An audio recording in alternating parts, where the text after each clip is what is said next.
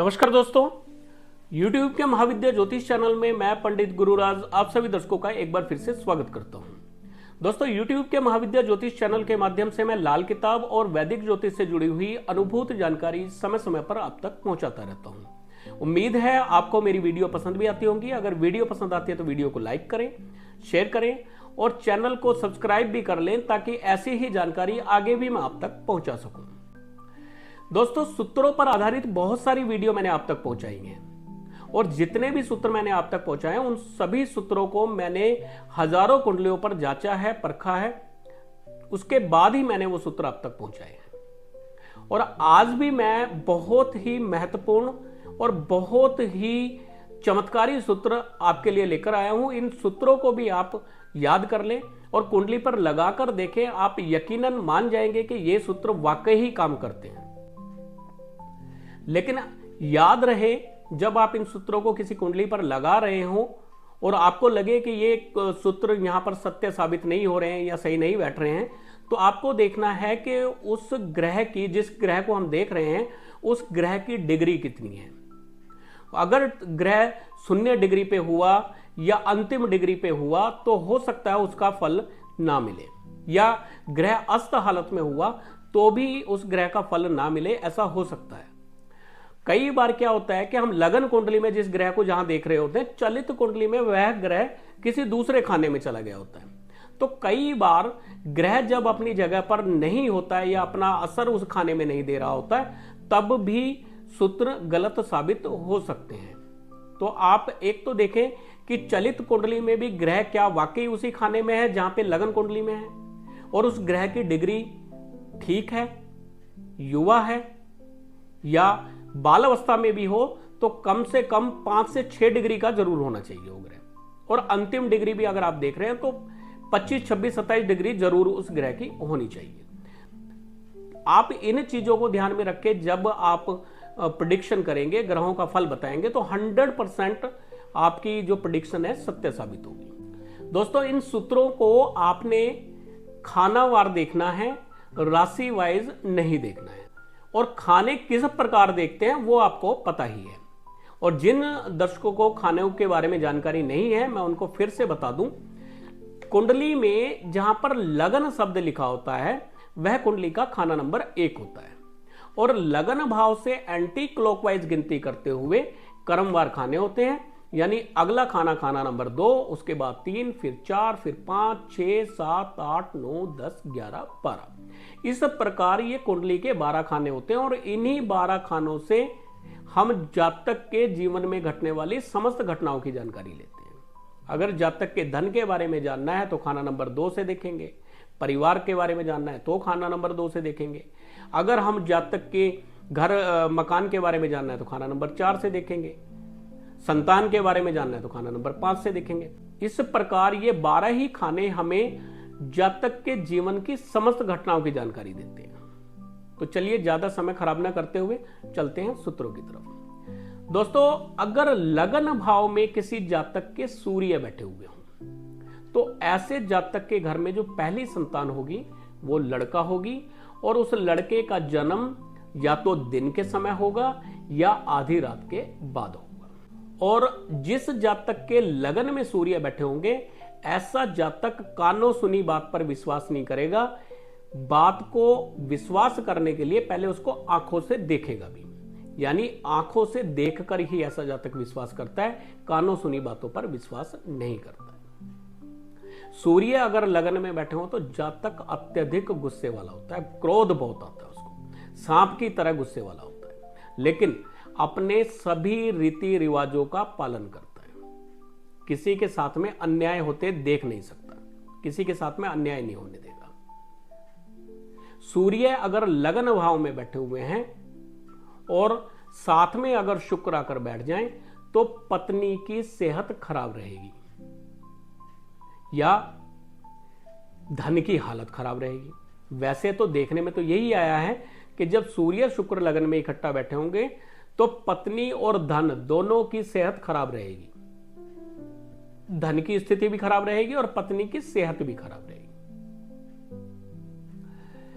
जातक को स्किन से जुड़ी हुई कोई समस्या हो सकती है, जब शुक्र साथ में आ जाए। और अगर सूर्य लगन भाव में बैठे हैं और पंचम भाव में मंगल आकर बैठ जाएं, तो ऐसे जातक के लड़के पे लड़का मरता जाए, यानी संतान पैदा होगी और मर जाएगी, लड़का संतान पैदा होगी और मर जाएगी। सूर्य अगर लगन भाव में बैठे हो और मंगल अगर पंचम भाव में बैठे हो। ऐसे ही यदि जन्म कुंडली में सूर्य खाना नंबर 2 में बैठे हुए हों, तो ऐसा जातक धार्मिक कार्यों में दान देने वाला होता है, धार्मिक कार्यों में बढ़ चढ़ के हिस्सा लेता है। सूर्य अगर खाना नंबर 2 में हो, जातक किसी बड़े ओहदे पे होता है और 22 साल की आयु से या 24 साल की आयु से ही धन कमाने लग जाता है।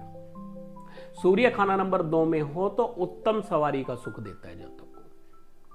अगर सूर्य खाना नंबर 2 में है तो जातक जर जोरू जमीन के झगड़ों में पड़कर अपना सत्यानाश करा लेता है। यानी जिसका सूर्य खाना नंबर 2 में हो, ऐसे जातक को जर जोरू जमीन के किसी के झगड़े में नहीं पड़ना चाहिए।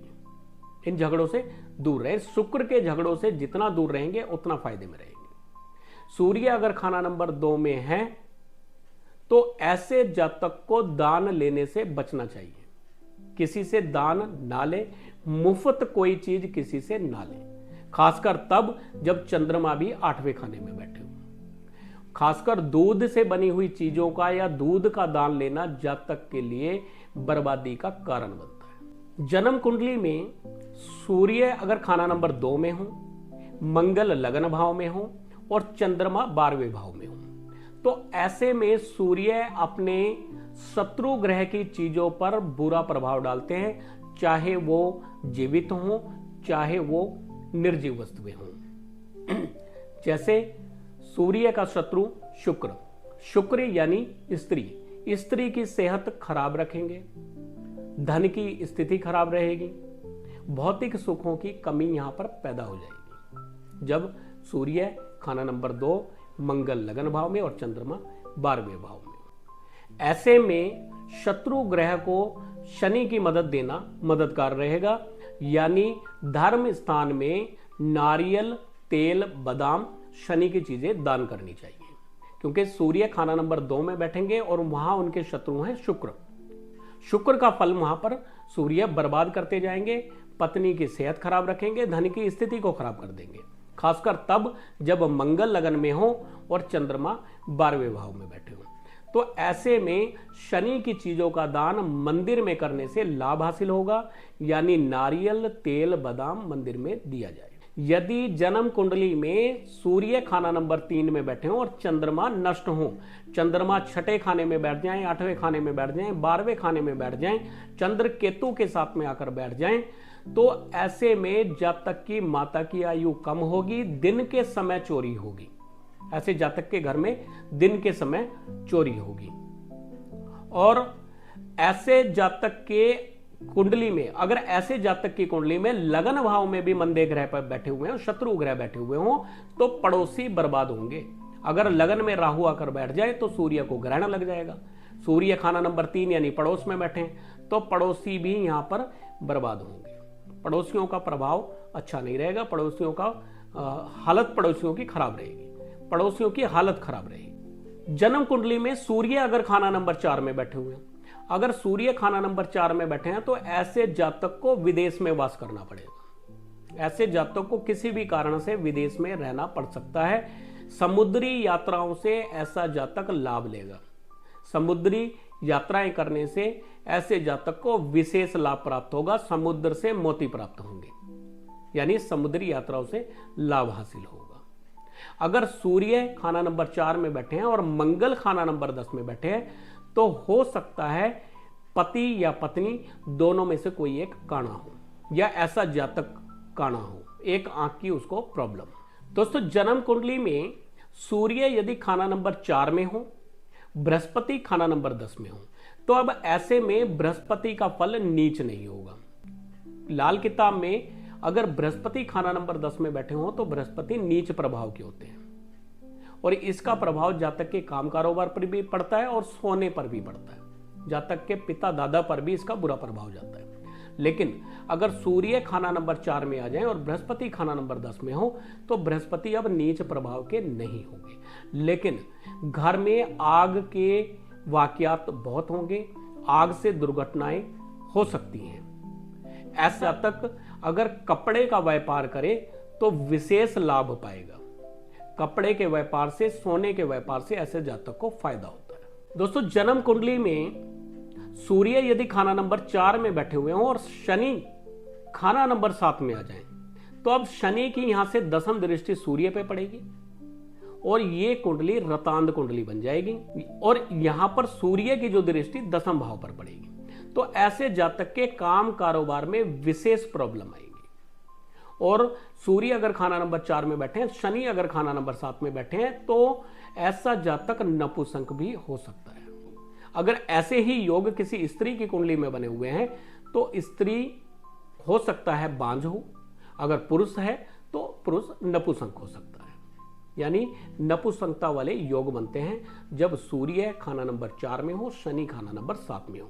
और ये फल और ज्यादा तब खराब हो जाएगा जब चंद्रमा खाना नंबर 2 में चले जाएं और शुक्र खाना नंबर 5 में आ जाए। तो यहां पर हम कह सकते हैं कि जातक नपुंसक होगा, यानी संतान प्राप्ति नहीं कर पाएगा। दोस्तों, जन्म कुंडली में यदि सूर्य खाना नंबर 5 में पड़े हुए हों तो ऐसे जातक का एक इकलौता बेटा भाग्य को जगाने वाला होता है। जो भी संतान ऐसे जातक को पैदा होगी, इकलौती संतान होगी और भाग्य को जगाने वाली होगी। दोस्तों, सूर्य यदि कुंडली के खाना नंबर 5 में बैठे हैं और बृहस्पति खाना नंबर 10 में बैठे हैं तो ऐसे जातक के एक से अधिक विवाह होते हैं।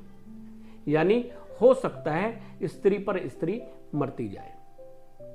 ऐसे ही अगर सूर्य खाना नंबर 5 में और शनि खाना नंबर 10 में है तो संतान को कष्ट की संभावना रहेगी, संतान कष्ट में रहेगी या संतान पे संतान मरती जाए। अगर सूर्य खाना नंबर 5 में बैठे हुए और शनि खाना नंबर 10 में बैठे हुए तो पेट की तकलीफें भी ऐसे जातक को रहेंगी। वैसे ही अगर सूर्य खाना नंबर 5 में बैठे हैं तो जातक को पेट की तकलीफें हुआ करती हैं, पेट की समस्याएं ऐसे जातक को रहती हैं। दोस्तों, जन्म कुंडली में सूर्य यदि खाना नंबर 6 में बैठे हुए हों तो ऐसे जातक का जन्म नानके परिवार का होता है, यानी नाना मामा के घर में ऐसे जातक का जन्म हुआ करता है। और अगर सूर्य कुंडली के खाना नंबर 6 में बैठे हैं, राहु खाना नंबर 2 में बैठ जाए, शनि खाना नंबर 8 में बैठ जाए तो ऐसे जातक के राज दरबारी मंदे परिणाम होते हैं, यानी सरकार की तरफ से ऐसे जातक को बुरे परिणाम मिलते हैं और सेहत की तरफ से भी बुरे परिणाम ऐसे जातक को मिलते हैं। सेहत भी ऐसे जातक की खराब रहती है, सरकार की तरफ से ऐसे इंसान को प्रॉब्लम रहती है और पिता को भी शारीरिक कष्ट की संभावना बनती है। सूर्य को यहां पर ग्रहण रहेगा। सूर्य यानी पिता 21 से 24 के मध्य या 28वें साल में दुनिया को छोड़कर चले जाए या 18 साल में पिता को कोई कष्ट आ जाए। सूर्य अगर 6ठे भाव में है, राहु अगर 12वें भाव में और शनि अगर 8वें भाव में, तब ये विशेषकर फल जातक को मिलेंगे। सरकार की तरफ से पनिशमेंट मिल सकता है, सरकार की तरफ से जातक को हानि होगी, परेशानी होगी और सेहत की भी तकलीफें उस इंसान को झेलनी पड़ेंगी। दोस्तों, जन्म कुंडली में सूर्य अगर खाना नंबर 6 में हो और मंगल खाना नंबर 10 में बैठे हो तो भी लड़के पे लड़का मरता जाए, लड़के पे लड़का मरता जाए। एक लड़का पैदा होगा मर जाएगा, दूसरा लड़का पैदा होगा मरता जाएगा, यानी लड़के पे लड़का मरता जाए। अगर कुंडली में सूर्य खाना नंबर 6 में बैठे हो, राहु खाना नंबर 2 में बैठे हो, शनि खाना नंबर 8 में बैठे हुए हो तो ऐसे में एक उपाय बहुत कारगर सिद्ध होता है। ऐसे इंसान को धार्मिक स्थान पे चढ़ी गई कोई वस्तु प्रयोग करने से लाभ मिलता है। यानी धार्मिक स्थान पे अगर कोई लोटा चढ़ा हुआ है, कोई गिलास चढ़ा हुआ है तो वो वहां से चोरी करके ले आए और उसका प्रयोग करें। धार्मिक स्थान में चढ़ी गई वस्तु को चोरी करके घर में लाकर अगर उसका प्रयोग आप करेंगे तो बुरे परिणाम से बचे रहेंगे। बात को एक बार फिर से समझ लें। अगर कुंडली में सूर्य खाना नंबर 6 में है, राहु खाना नंबर 2 में है, शनि खाना नंबर 8 में है तो इस बुरे प्रभाव से बचने के लिए जातक को किसी मंदिर में, गुरुद्वारे में जो चढ़ी गई चीज है, जो किसी ने चढ़ाई हुई है, उस चीज को वहां से उठाकर चोरी करके घर में लाकर उसका अगर आप प्रयोग करते हैं या उसको पर्स में रखते हैं तो आपको लाभ मिलेगा। अगर कोई गिलास वगैरह लेकर आए हैं या कोई लोटा लेकर आए हैं तो उसमें पानी पिए, और अगर आपने कोई सिक्का वगैरह वहां से उठाया तो उसको पर्स में रखें। दोस्तों, जन्म कुंडली में सूर्य यदि 6ठे भाव में हो और शनि 12वें भाव में, यहां पर भी स्त्री पर स्त्री मरती जाए, जातक के एक से अधिक विवाह होंगे, स्त्री या तो मर जाए या छोड़कर चली जाए। अगर कुंडली में सूर्य खाना नंबर 6 और चंद्रमा कुंडली के 12वें खाने में है तो पति पत्नी दोनों में से कोई एक काणा होगा या किसी एक को आंख की तकलीफ होगी, एक आंख की, एक आंख से कम दिखे या एक आंख से काणा हो। जन्म कुंडली में सूर्य अगर 7वें भाव में बैठे हैं तो भी जातक क्रोधी स्वभाव का होता है और तलाक के योग बनते हैं। स्त्री की कुंडली में अगर सूर्य 7वें खाने में है तो तलाक के योग बनेंगे, पति पत्नी के झगड़े के योग होंगे, आपसी कलह कलेश बना रहेगा, तलाक के योग रहेंगे। जातक को व्यापार में हानि हो, जातक का व्यापार घाटे में जाएगा, और अगर 7वें खाने में सूर्य के साथ बुध आकर बैठ जाए तो सब कुछ तबाह कर देते हैं। सूर्य के साथ में बुध अगर 7वें भाव में आ जाए तो ये बर्बादी का कारण बनते हैं। यहां पर आप काली गाय की सेवा कर सकते हैं, अच्छा उपाय है। बालों का रंग अगर ब्राउन रखेंगे तो ठीक रहेगा, बालों का रंग ब्राउन रखें और काली गाय की सेवा करें, सफेद गाय की सेवा ना करें। दोस्तों, जन्म कुंडली में सूर्य अगर 8वें खाने में बैठे हों, जिस जातक की कुंडली में सूर्य 8वें खाने में बैठे होंगे, ऐसे जातक के सामने उसके किसी खून के रिश्तेदार की मृत्यु उसके सामने नहीं होगी। जब तक वो इंसान सामने खड़ा रहेगा उसके सामने उसके खून के रिश्तेदार की मृत्यु नहीं होगी, चाहे वो मौत के कितने ही करीब क्यों ना हो। अगर सूर्य खाना नंबर 8 में है तो पिता की सरकारी नौकरी के योग बनते हैं, पिता की सरकारी नौकरी हो सकती है। यहां पे जातक अगर दान ले तो बर्बाद होता जाएगा, दान लेना ऐसे जातक के लिए हानिकारक होता है। जन्म कुंडली में सूर्य अगर 8वें खाने में बैठे हैं और अगर मंगल की दृष्टि सूर्य पर पड़ती है कहीं से भी, तो ऐसे जातक के ऊंचाई से गिरकर चोट लगने के योग बनते हैं। अगर सूर्य 8वें खाने में है और मंगल की 4th, 7वीं या 8वीं दृष्टि अगर पड़ रही है मंगल के ऊपर, तो ऊंचाई से गिरकर चोट लगने की संभावना रहेगी, ऊंचाई से गिरकर चोट लग सकती है। तो आज जो मैंने आपको सूत्र बताए, इन सूत्रों को आप कुंडली पर लगाकर देखिए, बहुत ही अचूक सूत्र है, प्रयोग करके देखिए और कमेंट करके मुझे जरूर बताइए। दोस्तों, यदि आप अपनी जन्म कुंडली दिखाना चाहते हैं, अपनी कुंडली के बारे में संपूर्ण विश्लेषण कराना चाहते हैं, तो स्क्रीन पर दिए गए नंबर पर आप कांटेक्ट कर सकते हैं। आपकी कुंडली का संपूर्ण विश्लेषण किया जाएगा, बारीकी से देखा जाएगा। आपकी लगन कुंडली, आपकी चलित कुंडली, आपकी वर्षफल कुंडली, आपकी गोचर कुंडली, इन सभी कुंडलियों को देखकर आपके जीवन में जो भी समस्या चल रही है उस समस्या का लाल किताब का अचूक उपाय बता के आपकी समस्या का निदान किया जाएगा। कुंडली फीस क्या है वो आप फोन करके जान सकते हैं। तो उम्मीद है आज की वीडियो भी आपको पसंद आई होगी। अगर वीडियो पसंद आई है तो वीडियो को लाइक करें, शेयर करें और चैनल को सब्सक्राइब भी कर लें ताकि ऐसी ही जानकारी आगे भी आपको मिलती रहे। फिर मिलेंगे अगली वीडियो में, तब तक के लिए नमस्कार।